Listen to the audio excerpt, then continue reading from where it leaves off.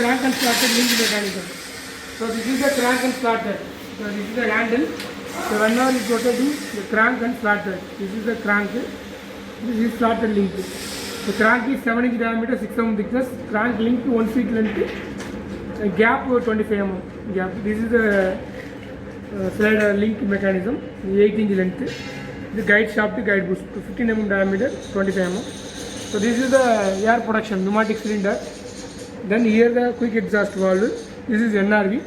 This here is connected to the tank. Store the tank actually. This is quick exhaust valve. This is the whenever that this time air will be coming out. This time they suck the air from the atmosphere here. Air will be going to here. The cylinder will be filled the air. This stroke. Then this is NRV. Two NRV here also NRV will be there. This time air will be coming out. So this is the air out.